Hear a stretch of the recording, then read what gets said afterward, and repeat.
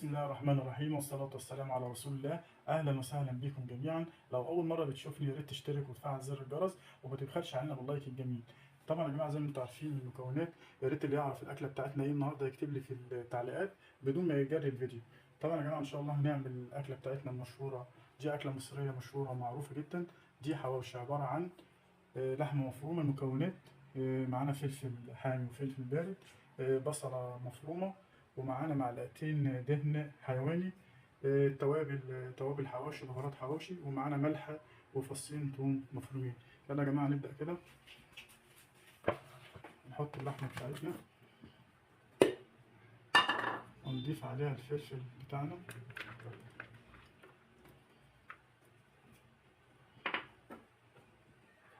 وبعدين هنحط البصلة. بعدين هننزل بالبصلة بتاعتنا يا جماعة،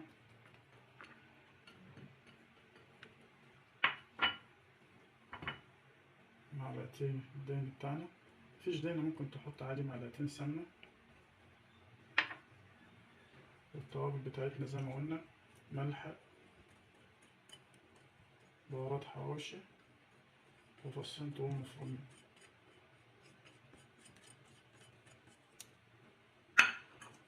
طبعا نجمع كل ده كده مع بعضين.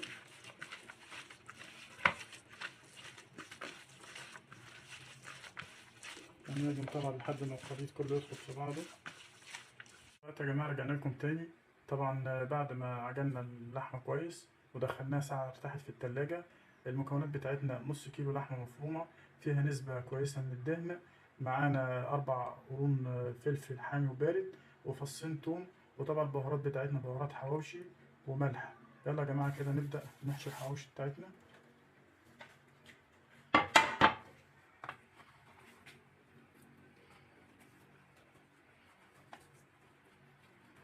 الأكلة دي يا جماعة مشبعة وموفرة جدا واقتصادية.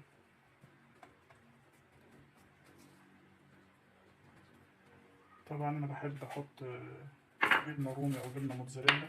اللي مش حابب عادي، بس أنا بحب أحط كده، بديها رشة صغيرة وكده. يا جماعة إن شاء الله دي جاهزة معانا. في الآخر خالص هندهنها زيت طبعا أو سمنة قبل ما تدخل الفرن.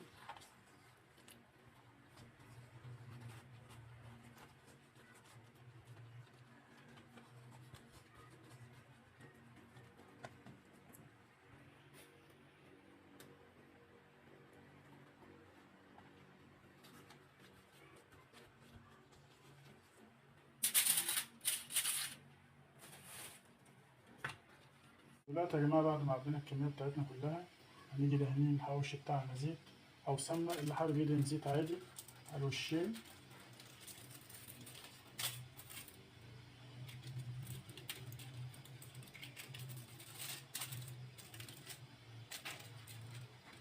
يا ريت يا جماعة متنسوش تعملوا لايك وتصلوا على النبي في التعليقات عشان انتوا تاخدوا ثواب واحنا ناخد ثواب، وتشيروا القناة لأصحابكم وزمايلكم. ويا ريت لو حابين نعمل لكم أي ريفيوهات أو فلوجات تكتبونا في التعليقات. طبعا زي ما انتم شايفين نص كيلو لحمة مفرومة عمل معانا 7 ترغيفة، كمية ما شاء الله كويسة. أنا طبعا زي ما قلت لكم أنا بحب أحط جبنة موتزاريلا وجبنة رومي حسب الرغبة. لو انت مش حابب مفيش مشكلة خالص، ممكن تكتفي باللحمة المفرومة بس.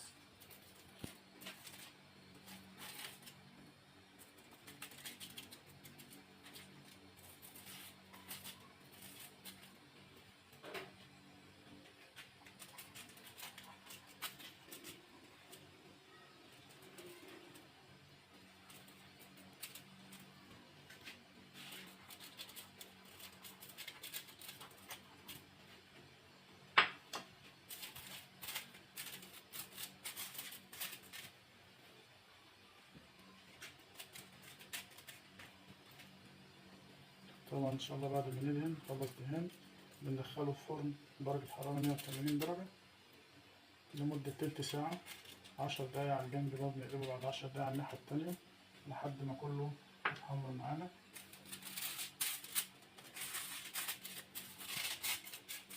يلا يا جماعة بإذن الله دلوقتي هندخله الفرن زي ما قلنا ونروح نعمل لكم التومية حاجة كده توابل جنبها وبعدين نرجع تاني. دلوقتي يا جماعة إن شاء الله قبل ما الحواوشي بتاعنا يستوي في الفرن، يلا نعمل لكم التومية بتاعتنا اللي هناكلها جنب الحواوشي. المكونات عبارة عن معلقة ونص نشا، تلت كوباية حليب، تلت كوباية زيت، معلقتين خل، ونص ليمونة وفصين توم وملح ومية ساقعة مثلجة. يلا نبدأ بينا. هنحط الحليب بتاعنا وننزل بالنشا،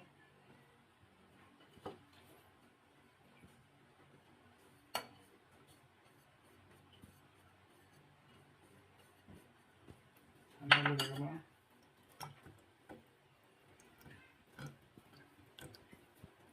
نبدأ نقلب كده كويس وبعدين نرفعه على النار يا جماعة. نحط كده نفضل نقلب لحد النسيج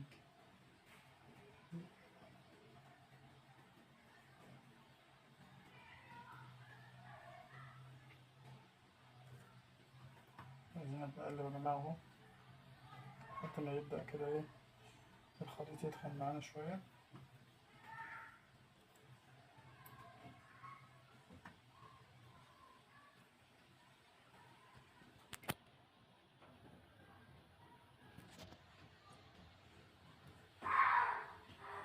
ونوصل معانا يا جماعة للقوام ده هنسيبه يبرد ونروح على الخلاط بتاعنا عشان نكمل باقي المكونات.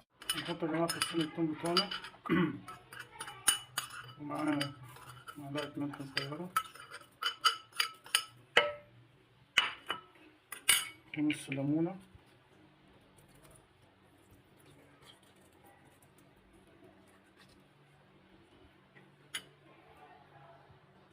ومعلقة مية مثلجة.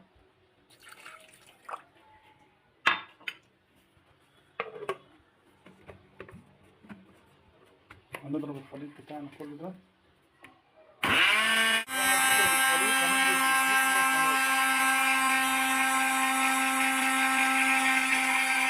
يا جماعة. طبعا احنا فصلنا الخلاط عشان صوت الخلاط كان عالي، ضفنا الزيت وضفنا الخل مع المكونات بتاعتنا وده كان الشكل النهائي. يلا نضيفه على الخليط بتاعنا اللي كان على النار. هنقلب كويس طبعا.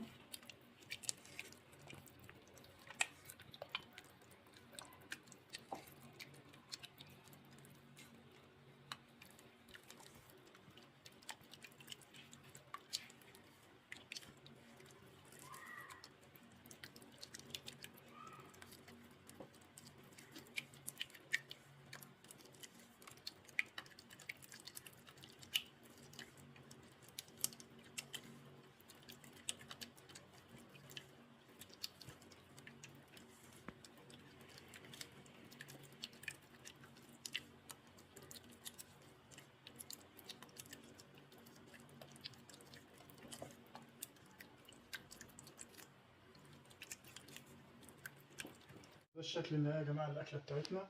بالنسبة للتومية لو حسيت إنها تقيلة شوية تحطها في الخلاط وتديها ضربة. ويلا بينا كده ندوق الأكلة بتاعنا النهاردة.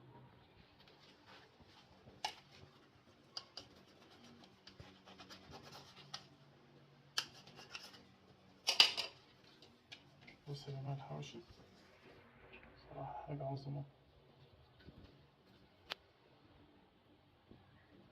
بسم الله. طبعا طعمه جميل جدا. لو وصلت معانا دلوقتي ده في الفيديو يا ريت تدوس لايك وتصلي على النبي في التعليقات. واشوفكم في فيديو جديد. السلام عليكم ورحمة الله وبركاته.